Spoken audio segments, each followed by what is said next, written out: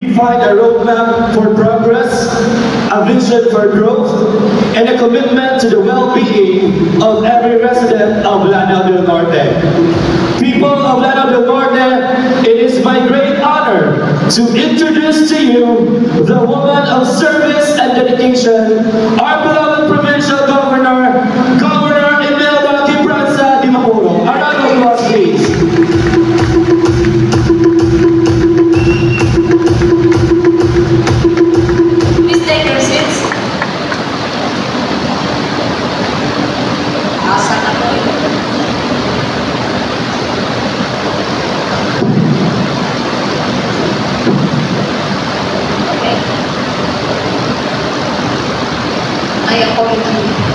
I just came from the ceremony program of our public pilgrimage, and was supposed to start at 9 o'clock.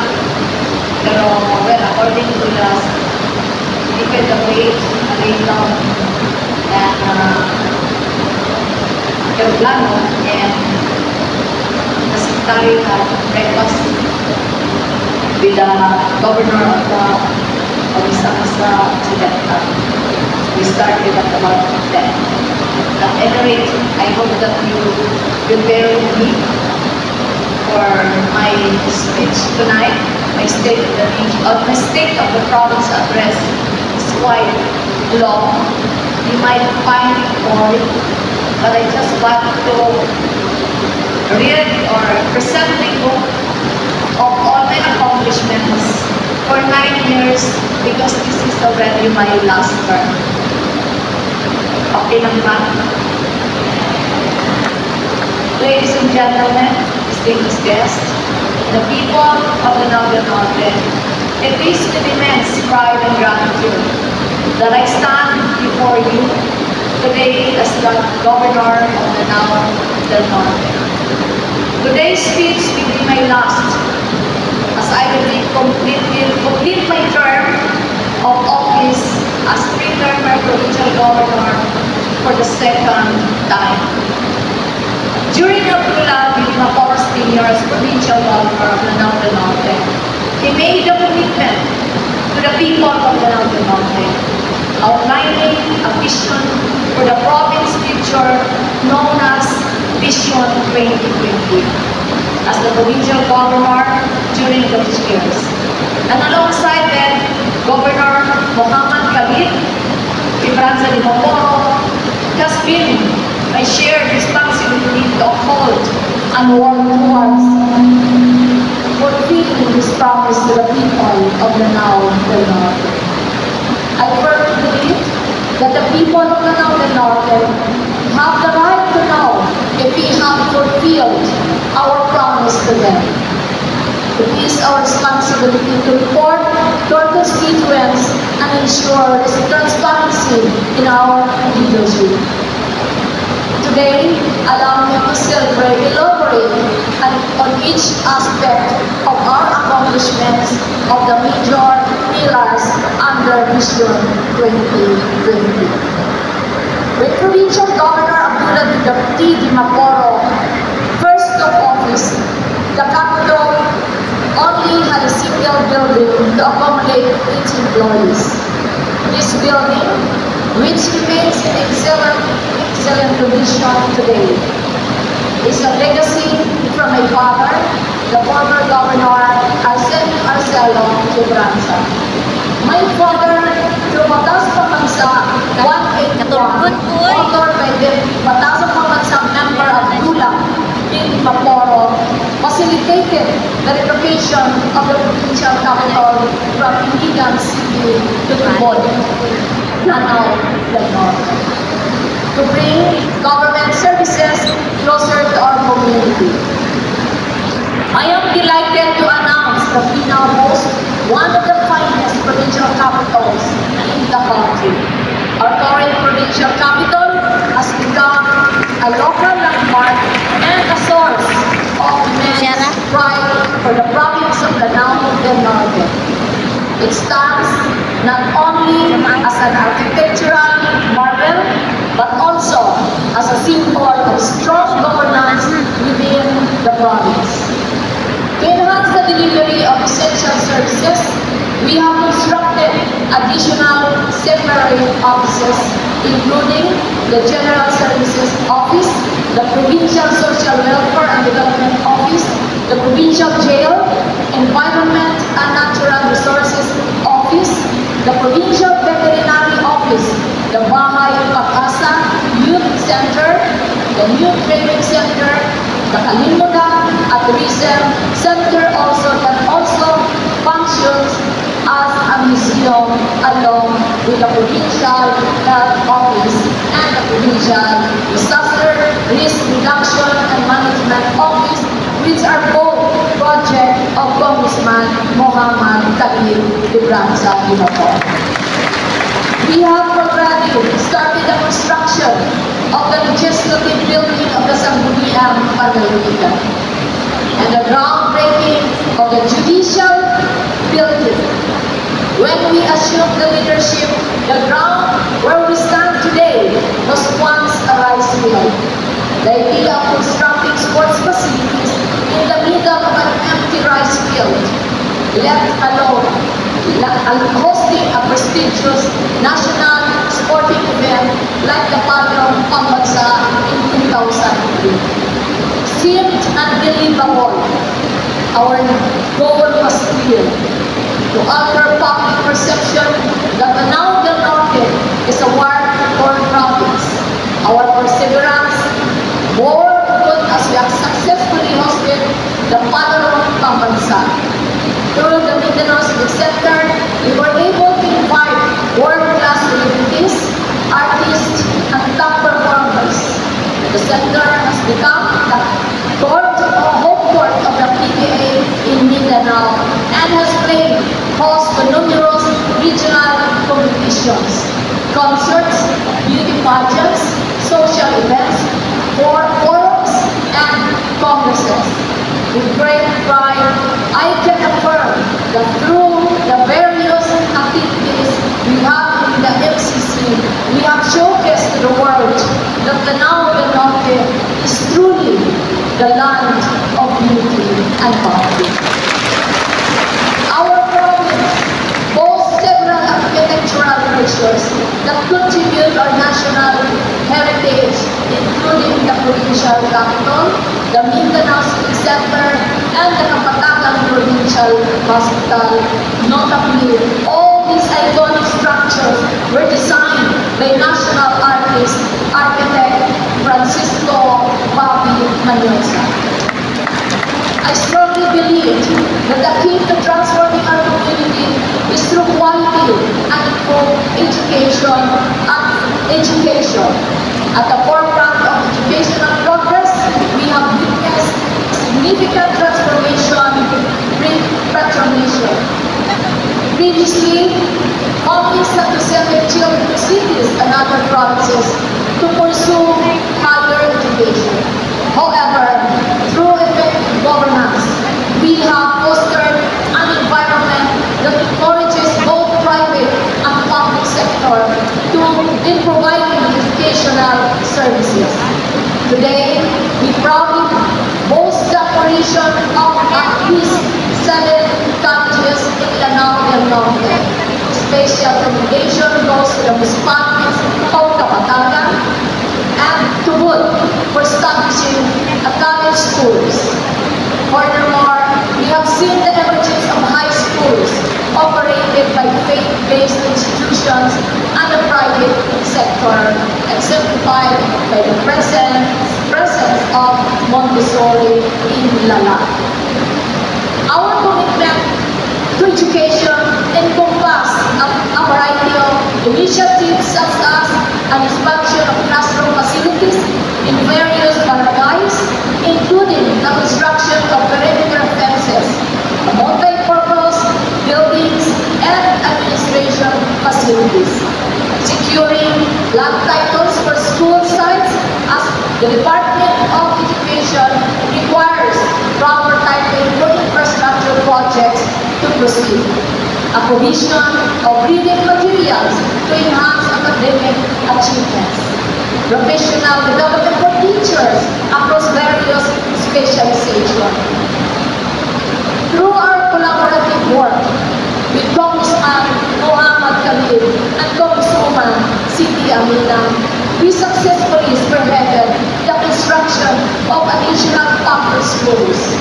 Furthermore, we lobbied for an increase in the number of teachers and classrooms, significantly bolstering educational infrastructure in our province. Previously, the target of the municipalities of Munay, Nulungan, Matugao, and other interior municipalities would nearly consume a whole day, hampered by the deplorable state of the provincial law. Through our joint efforts, we successfully lobbied the Japanese government to finance the construction of the Metro Iligan Regional Infrastructure Development Project, or the MEID. It is known as the Offsite Infrastructure for the Milay.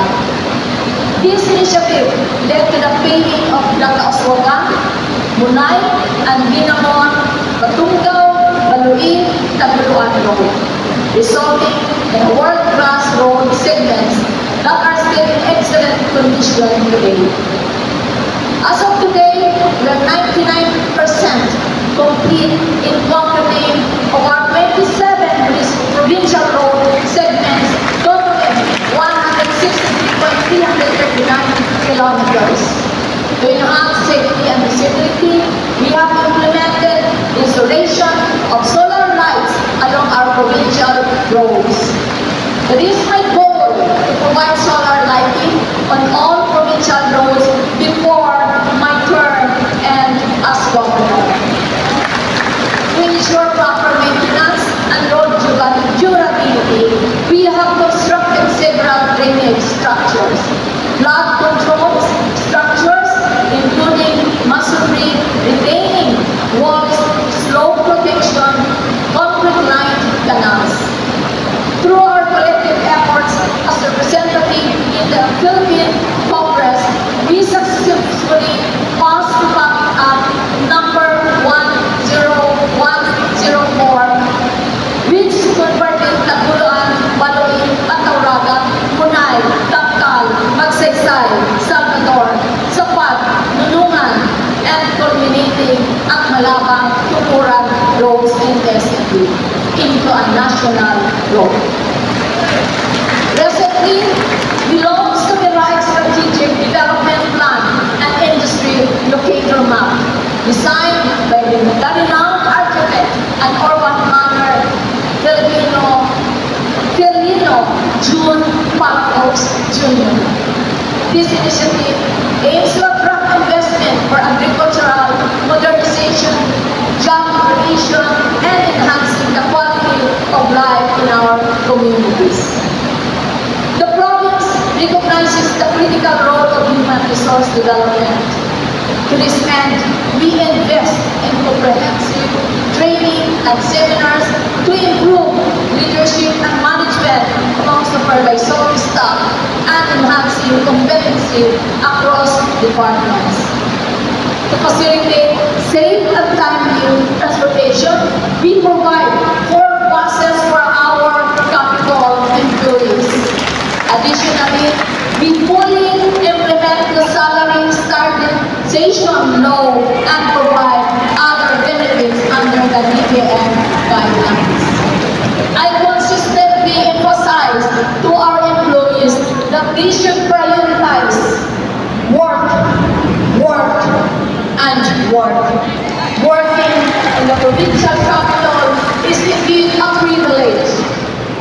You are very fortunate to be part of this esteemed institution. As public servants, it is our duty to provide the best possible service to our constituents because we owe our salary from the people of the now Del Norte. Alongside this, we embrace digital solutions, recognizing that the future lies in online platforms. This adoption of digitalization is essential for us to stay relevant in a rapidly advancing technology,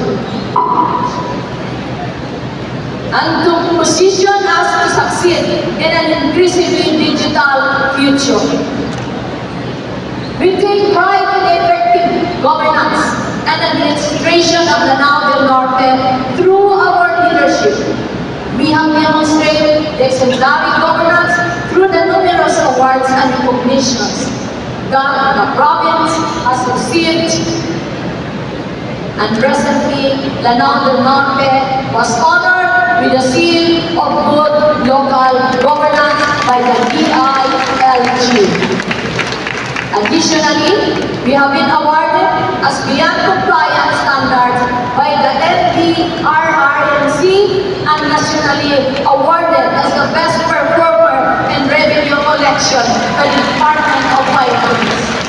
Bronze awarded in Prime SRM, among other accolades. We are proud to rank 6th among the top 10 wealthiest provinces in Mindanao, based on locally sourced income of our local governments in 2023. All these awards serve as testament to our unwavering commitment to serving the people of Lanao del Norte with integrity and efficiency. One of the key priorities of our administration is to ensure that the marginalized and disadvantaged sectors receive the support they deserve. Through our programs, we are committed to support the well-being of senior citizens through healthcare services and essential financial assistance. Establish a women's center to protect the women who are victims of sexual abuse, to ensure the protection of our children, especially those who are victims of sexual abuse and children in conflict with the law. Provide crucial financial assistance, including burial support, educational aid, medical assistance, wheelchair, food aid, and other forms of support those in need of assistance. Under our leadership, we champion healthcare services as a priority flagship program. Our objective is to provide accessible, affordable, and high-quality care to all residents.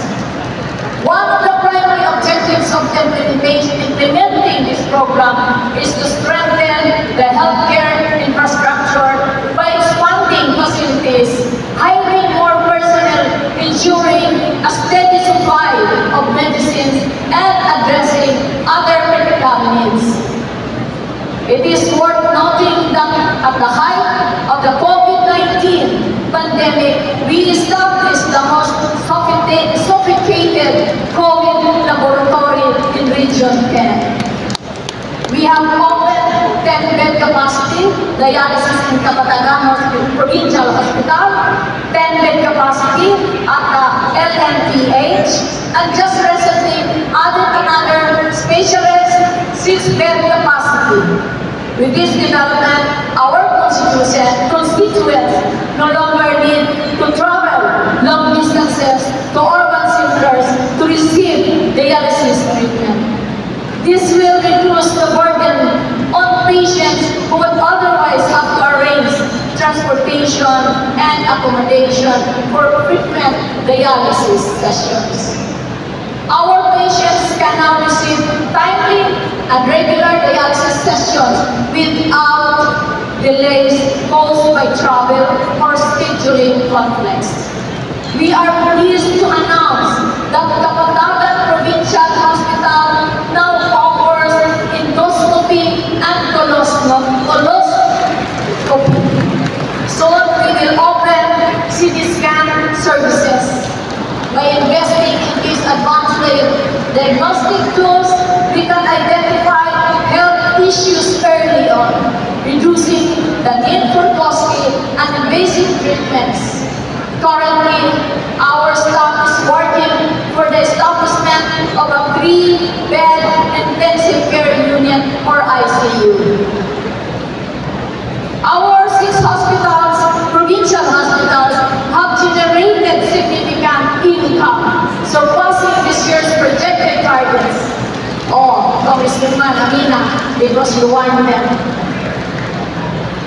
boost in revenue will support ongoing investment in healthcare services, expanding our capabilities through staff recruitment and cutting-edge equipment acquisition. Last week, Lanao del Norte ranked in Region 10 for its outstanding no-balance compliance with FERPA across all 6 of our hospitals. This achievement ensures that patients no longer have to worry about purchasing medicines and medical supplies externally. Our comprehensive health care program now fully covers all their needs, providing them with peace of mind during their time of treatment and recovery. We are committed to strengthen the healthcare workforce through training and professional development programs. We invest in the long-term sustainability by sending our doctors on specialized trainings through a return service agreement. Under this program, we have already secured the services of an in-house anesthesiologist and radiologist. Additionally, we are anticipating to include pathologists, ENT, and OB-gynecologists. This ensures that we have a dedicated in-house medical team capable of delivering high-quality services for years to come. Currently, we have established a memorandum of agreement with a variety of medical specialists, including orthopedic surgeons, laparoscopy surgeons, cancer surgeons, urologists, and ophthalmologists, who specialize in the removal of breast cancer, gastroenterologists, nephrologists, pulmonologists, and pain specialists to utilize the facilities of Kapatakan Provincial Hospital for their respective operations. Our objective is to hire more medical specialists as part of the expansion of our healthcare program. As of today, there are already several medical specialists who signify their interest to join the provincial government because of the generous benefits that we can offer. We have been working to convert Lanao del Norte Provincial Hospital into a general hospital. Just recently, and that's the bill of Congressman Khalid that he is now working. Recently, an assurance that LNPH will be returned to the Department of Health as a DOH-managed hospital. It is likely to receive increased funding to improve infrastructure, equipment, and staffing. Hopefully, it will increase in bed capacity, allowing it to cater to a larger number of patients and equip them with modern medical technologies. It will also serve as the center to provide training for specialists and professional. As a start, a new building costing more than 100 million funded by DOH will be constructed in LNPH. Our objective is to enhance healthcare services by elevating our hospitals in SND, in Baluin, and Kauswagan provincial hospitals from infirmary to level 1 status, and upgrading Kapatagan, LNPH, and Pulambugan as provincial hospitals level 2. To support this endeavor, we budgeted 200 million for the construction of a new hospital in Baluin. The land was donated to us by former President Gloria Macapagal Arroyo, a 3 hectares of land. Another budget has been allocated for the construction of a new hospital Bulang-Bulang. We continue serving our constituents through immunization, vaccination, medical and dental services, essential services like prenatal care, child health check-ups, and nutrition are always available. Just recently, our water analysis laboratory has been granted accreditation and license to operate.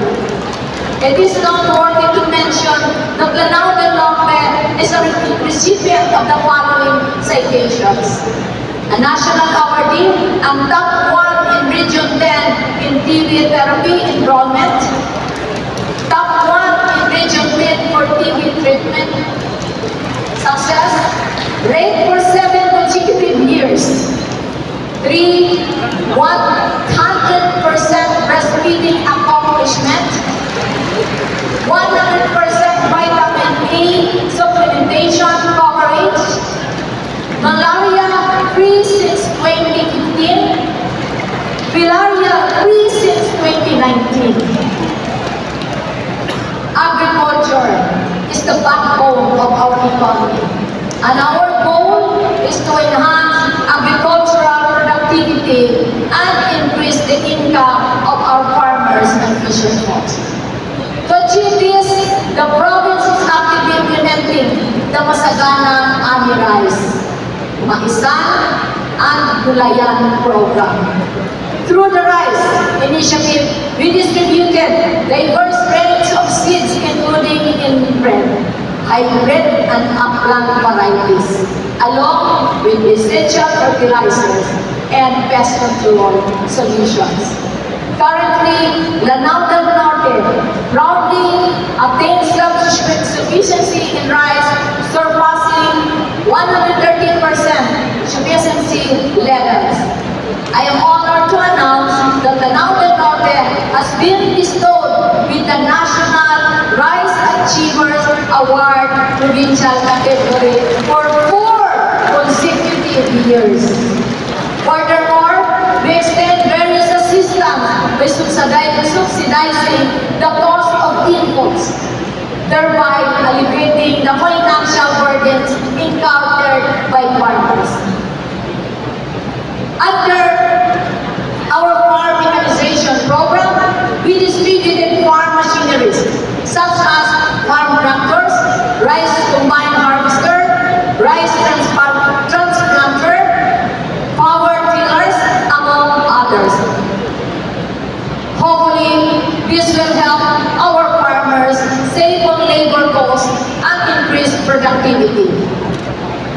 The provincial government of Lanao del Norte operates its own provincial grains processing center and provincial corn processing center. I'm delighted to announce that Lanao del Norte is the sole recipient of the prestigious Category 3 designation for rice systems from FELMIC.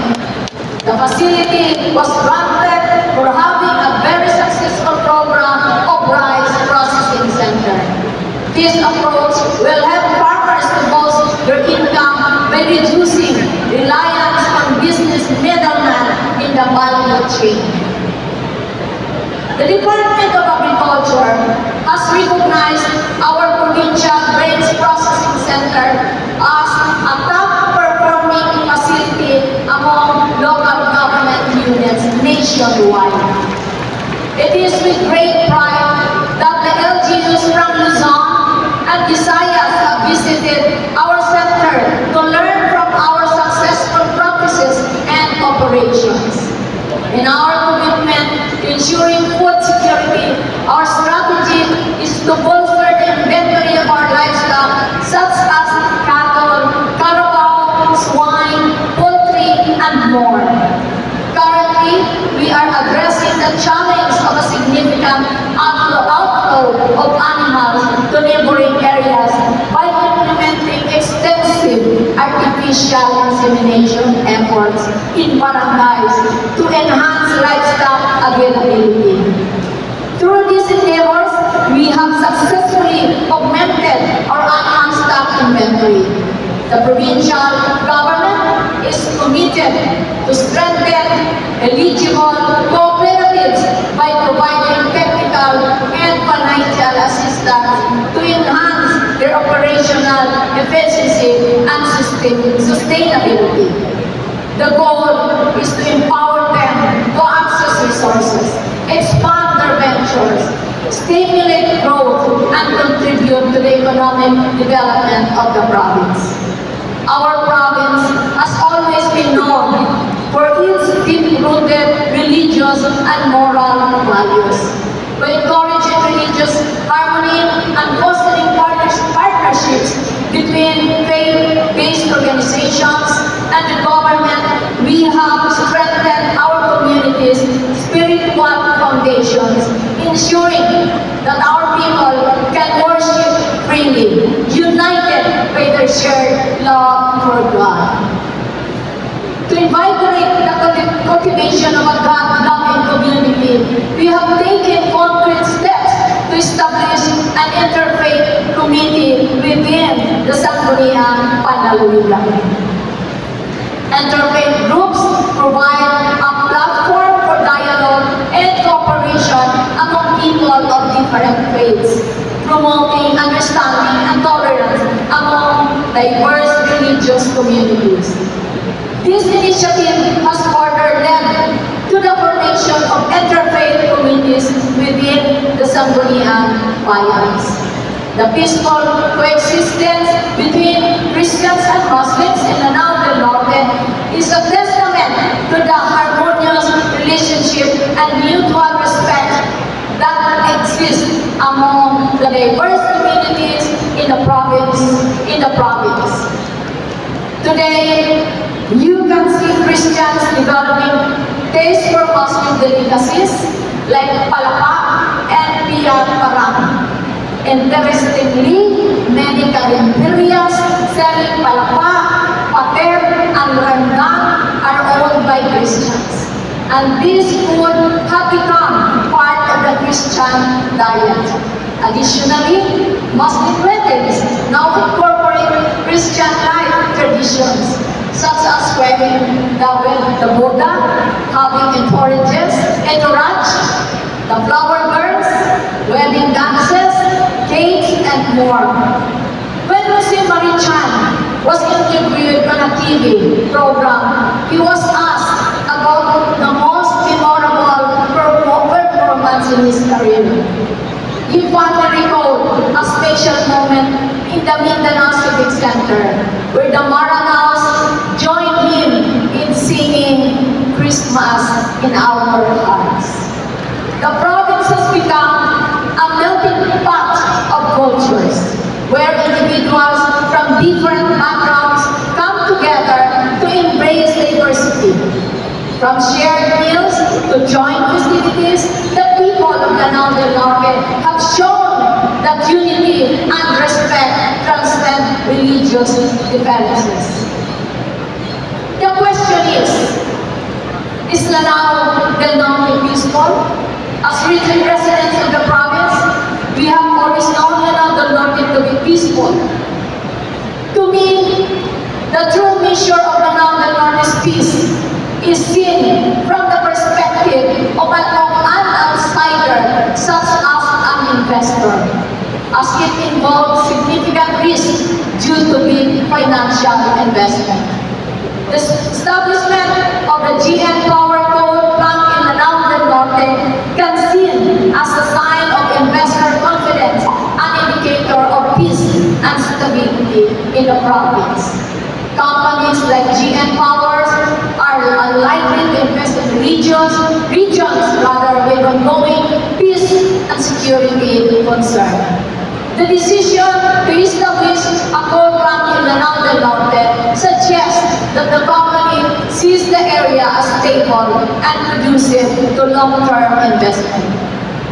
The approval and support of local and national government bodies for the establishment of the coal plant that can be seen as an indication of their confidence in the security and stability of the province. The plan indicates a potential for economic growth and development in the region, which is often associated with peaceful and stable environment. The Liangan Hydropower Electric Plant has commenced its initial operations, and numerous investors have expressed their intention to set up renewable energy projects in Lanao del Norte. While the presence of GM Power Coal Plant, Liangan Hydro Electric Plant, and other big commercial establishments does not guarantee absolute peace, it does suggest that the area is perceived as stable and suitable for significant investment and development initiatives. Through our collective hard work with the police, the army, and various stakeholders, we successfully declared Lanao del Norte as insurgency-free. This development enhances the overall security and stability of Lanao del Norte. This creates a safer environment for residents, businesses, and visitors, leading to increased confidence in the local economy and investment opportunities. Rido, our family feuds have been a significant challenge for us, hindering economic growth, displacing families, and resulting in the loss of countless lives. Children are unable to attend school due to the fear of Rido, and many struggle to make a living because of it. This cycle of violence has had a profound impact on our peace and economy for generations. Thankfully, we have successfully resolved nearly all major Rido conflicts in the province. This has paved the way for a more peaceful Lanao del Norte and has helped foster economic stability. Recently, we have collaborated with the Office of the Presidential Assistant on Peace, Reunification, and Unity, or OPAPO, to designate a 200-hectare area within Camp Bilal and adjacent barangays in Monay as a resettlement area for MNLF rebel returnees. This initiative aims to provide the necessary infrastructures, facilities, services, and livelihood opportunities to facilitate the reintegration of these returnees into mainstream society, ultimately promoting peace and stability in the province. The cornerstone of our province success lies in the peaceful coexistence of its people. We are proud to have prioritized social cohesion, promoting dialogue, and fostering a culture of inclusivity. When then Governor Abdullah assumed office at the capital, our primary challenge was to foster unity between Muslims and Christians in Lanao del Norte. To achieve this, we implemented a policy to ensure equitable representation in governance at the provincial capital. This included the condition that when the provincial governor is a Muslim, then the vice governor should be a Christian. And there should be an equal number of Muslim and Christian representatives in the Sangguniang Panlalawigan. These deliberate efforts aim to promote inclusivity and collaboration between the two religious communities, fostering a sense of shared leadership and responsibility in the province. We have institutionalized the celebration of Arawan Lanao del Norte as means to encourage interactions between Muslims and Christians, fostering a deeper understanding of each other's culture. Today, the people of Lanao del Norte, including both Muslims and Christians, as well as our neighboring communities, eagerly anticipate the annual Araw ng Lanao del Norte celebrations. This yearly event, the sights and sounds, the festivities, serves as a testament to the peace and unity and the province that the province has achieved over the years. It is truly heartening to witness Muslims and Christians living harmoniously, trusting and respecting one another. The key question remains, have we truly achieved prosperity under Vision 2020? Let us examine the economic indicators that mark the progress within our province. Notably, Lanao del Norte stands out as a province in the Philippines with Tugay Sano situated in the municipal towns, a distinction unmatched by other areas in Visayas and Mindanao. This remarkable presence, coupled with at least 6 commercial banks, a substantial number of rural banks, and various financial institutions, underscores the robust financial capacity and purchasing power of our constituents. Moreover, the landscape of retail in Lanao del Norte is enriched by a presence of established chains such as Prince Highmark and other retail stores such as the 7-Eleven, which are found in our coastal municipalities. This flourishing retail sector not only signifies the economic strength of our province, but also signals to potential investors that Lanao del Norte is a prime location for investment opportunities. The opening of the new Panguil Bay Bridge is a significant milestone for Lanao del Norte. This bridge represents a long-cherished dream of my late father, then Governor Arcelo Quebranza. Our hard work to realize this bridge has finally come to reality. This morning, no less than the Secretary of the Department of Works for the ceremony, as I mentioned earlier, and he mentioned to me that in the presence of the contractor, that the bridge will definitely, and he wants me to relay this to Congressman Khalid, that the bridge will definitely be completed by the end of August. But it will be open to the public only after the inauguration, hopefully no less than by the presence of President Ferdinand Bongbong Marcos come September.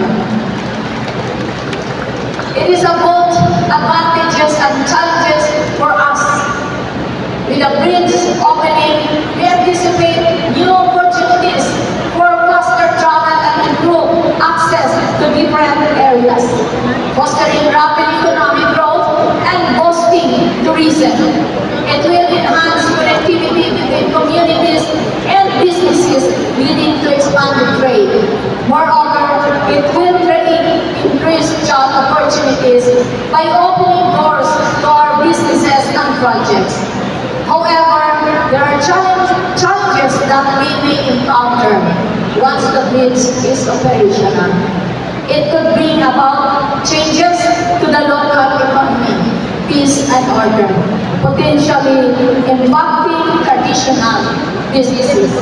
It may result in increased traffic and urbanization, leading to challenges such as pollution and its infrastructure needs.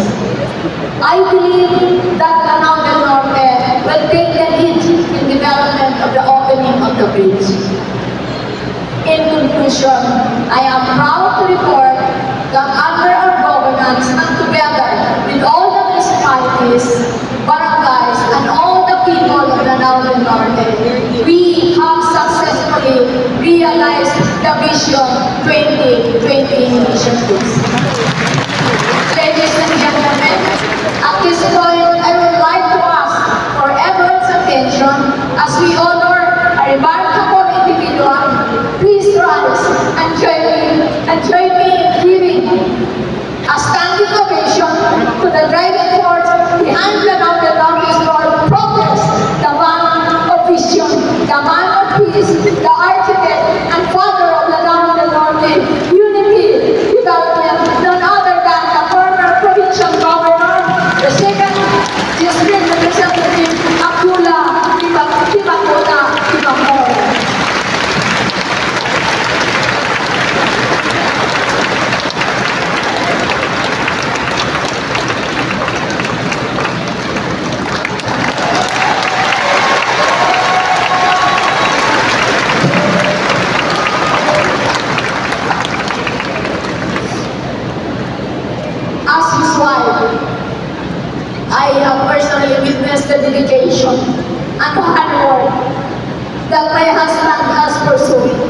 this Tennessee into realizing Lanao del Norte's potential. His years of service have been devoted to securing a brighter future for the children of Lanao del Norte. And sacrifices he made have been instrumental shaping the province into what it is today. Lanao del Norte also wants to this great river. His love for Lanao del Norte is really incomparable, and we are truly blessed and fortunate to have him as our leader. I strongly believe that one of the key reasons in our development is because I, along with Congressman Khalil and Congresswoman Amina, all belong to the same team. This fosters us a unified, vision-coordinated approach to governance, leading to seamless collaboration on projects and policies that benefit our constituents.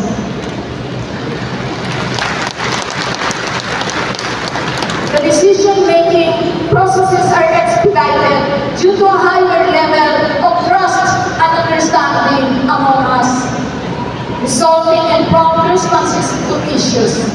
At this point, I would like also to extend my gratitude to all our municipalities, the mayors who have been supporting, who has been behind me in my 9 years. And most especially to the people of Lanao del Norte.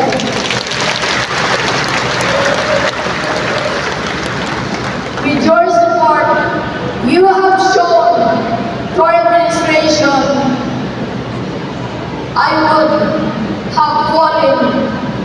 I would like to honor our fallen colleagues and individuals who have played a significant role in shaping Lanao del Norte into what it is today. I would like to thank the Sangguniang Tagalamigan members. Can you please stand? And the Vice Governor, the best Vice Governor I ever had, Vice Governor Alan Lim, for their steadfast support of my leadership.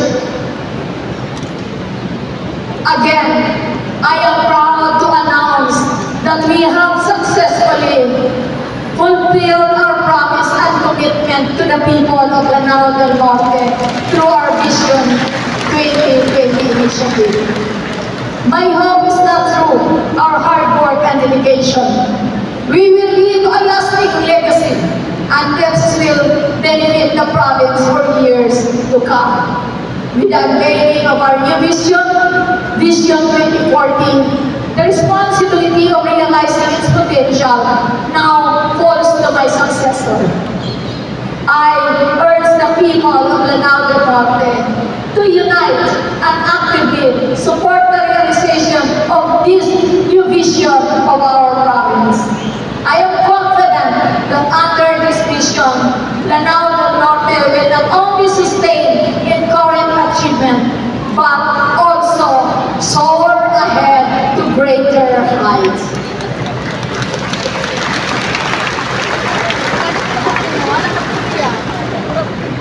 To my beloved constituents, the journey does not end here. Vision 2020 may have been achieved, but the horizon stretches even further.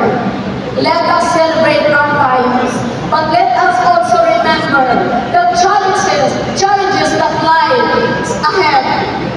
Let us remain united, driven by our faith and love for our province, and our unwavering commitment to building a higher future for generations to come.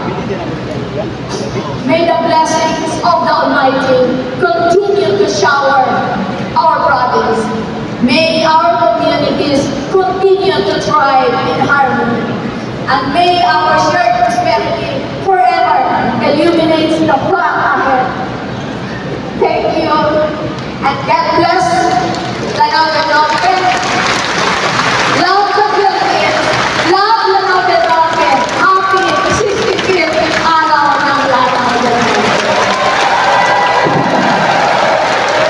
Ladies and gentlemen, our provincial governor, Governor Imelda Quibranza Di